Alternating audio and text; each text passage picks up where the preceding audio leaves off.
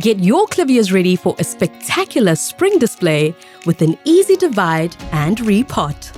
When clivia roots get too crowded in their pots, they lose strength with less blooms, so it's time for a fresh start. Gently lift the clump from its pot and wash the roots with a fairly strong jet of water. This will also remove any hidden pests. With the clean, sharp knife, carefully divide the root crown into sections. Larger clumps bloom faster.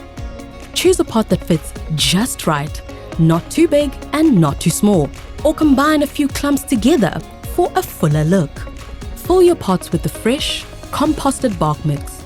Spread the roots out and backfill whilst gently tapping down. After a good watering, place your newly potted clivias in a warm, lightly shaded spot.